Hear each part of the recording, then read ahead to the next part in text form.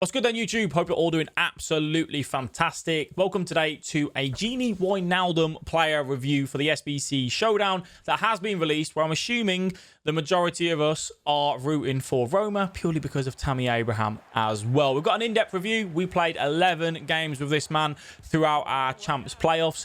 We used him in that box-to-box centre mid role. We wanted him getting forward, obviously doing one of the things that he does best, which is getting up and down the pitch. The team on the screen for you now as well. So Gini Wijnaldum comes with 87 pace, 88 shooting, 90 passing, 91 dribbling, 87 defending, and 89 physicality. So that is a very, very well-rounded card. For a card that also, if Roma do win, can get upgraded. It already looks solid as it is. Roma win, we're looking good. 4-star skill moves, 5-star weak foot. The key thing for me, for the role that I want him to play, is the high work rates.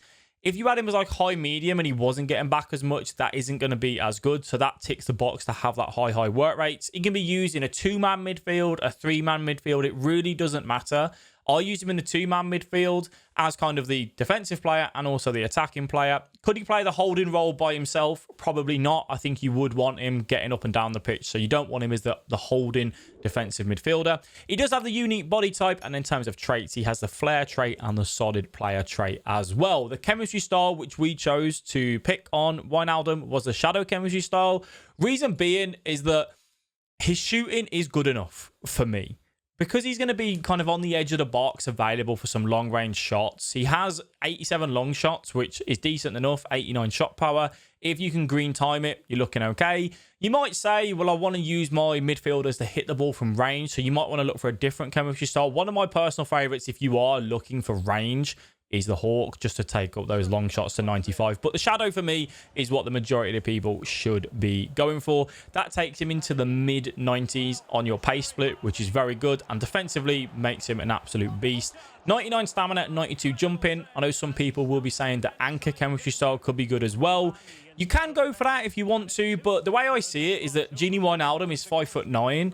He's got 84 strength. Like, with his unique body type and with his height, you're not going to make him strong enough really to warrant the anchor, to get him to really justify, tussling in that middle of the park. If he comes up against Vieira, Hullet, anyone with a bit more physicality, he's going to lose regardless of it, which is why we went for that shadow. Now, talking about Gini Wijnaldum, we'll start off with some defensive clips. How does he defend in the middle of the park? Honestly, the defensive awareness didn't feel what it should be. In the sense that when you have a shadow on him, he has 91 defensive awareness. I had to manually pull him back a lot. I didn't feel like he was kind of moving into the roles like, say, Kante would in that defensive area, which in a way kind of makes sense because he's not an out-and-out defensive midfielder. That isn't what he's in your team to do. So I'm kind of okay with it. But when you're sat at 90s in the defensive awareness, you'd think he'd be a little bit more open up to kind of moving in. Was it a problem? Well, not really. If you manually pull him back, it's not an issue because you pull them back. His interceptions are good.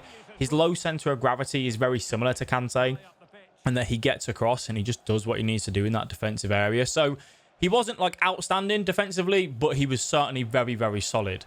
In terms of going forward, one thing that I liked about him is that if he makes that tackle, because you've got 99 stamina, throughout the whole of the game, he's getting up and down that pitch. His sprint speed was great. 1 minute he makes a tackle in the defensive area, and the next minute he's running up and then he's finding himself on that edge of the box. He does have 4-star skill moves, which for me is fine because I can use the step over. I do the side heel to heel, which is L2 square and then X. So he has the ability to beat a man with a La Croqueta as well. A few little variant sort of things that are available for him. For me, in that attacking area with that 88 shooting, if you get inside that box and you've got the ability to green time it or just shoot across your body with that 89 shot power, you will be absolutely fine with Gini Wijnaldum obviously finding the back of the net. The 5-star weak foot, I didn't really get a chance to test it out too much because he was playing on the right-hand side of my midfield. When he was getting in towards that box, he's just finding those simple shots off across and works. When it comes to passing, 91 vision, 92 short pass, 91 long pass. For a box-to-box centre mid, if you're trying to compare it to like other cards, like say Kevin De Bruyne, Modric, all these high-end cards, his passing's on the lower side to them. But for Serie A and what you've got the options in there, when you've got Tonali, Benassa, Barella, all of those centre midfielders, that is absolutely fine to run with that. You could go for a chemistry style to increase those passing stats if you felt that it wasn't good enough. But his first time over the top through balls to Tammy Abraham, the long over the top through balls with the L1, R1 triangle were amazing with him. I didn't really have any complaints with the passing. It was more than good enough. In terms of agility, how did he actually feel on the ball dribbling? The reason why I love these sort of cards in centre midfield is that you make a tackle, you pick the ball up, you're about to be pressed. You can look for that R1 agile dribbling to just evade the press, pass it out to the wings, pass it out to your striker.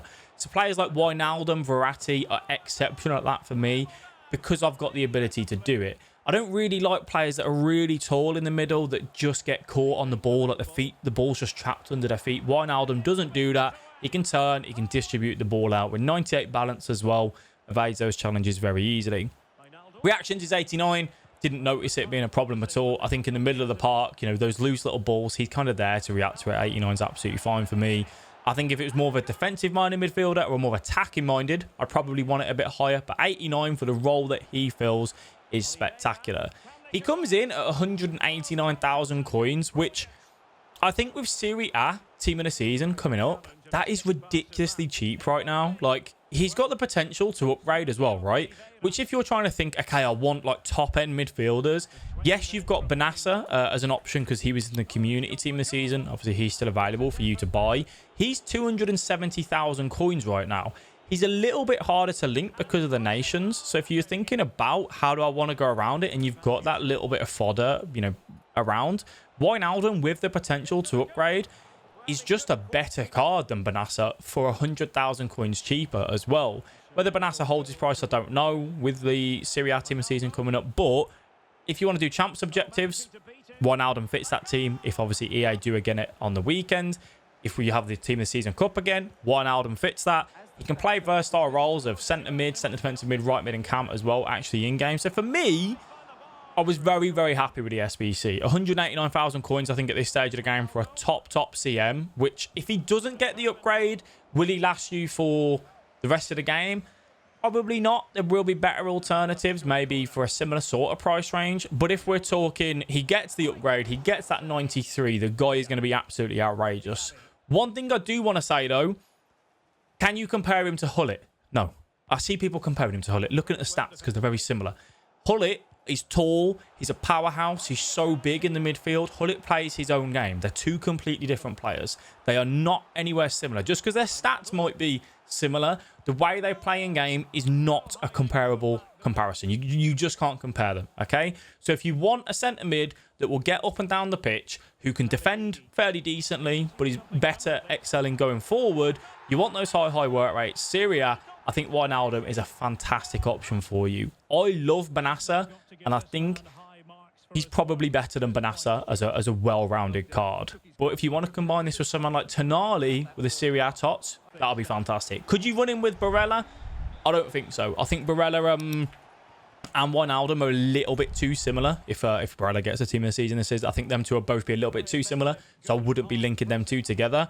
But if you've got someone, again, that a little bit more defensive-minded, having going forward, you could run Barella, Wijnaldum, and then, like, Tonali holding him behind. You could do that, maybe. Tonali also, though, can go forward, so a little bit of a contradicting statement there. But I like Tonali in that holding role, being that man. So should you complete him? If you're thinking about Serie A tots and you're going to get some Serie A tots in your team, you're looking forward to maybe Rafael Leao or something like that, absolutely. He's a cheap card. He's well worth the coins, and I enjoyed using him. So that is the review on that. Let me know what you think down below in the comment section. Make sure you subscribe, like, and I'll catch you in the next one. Bye-bye.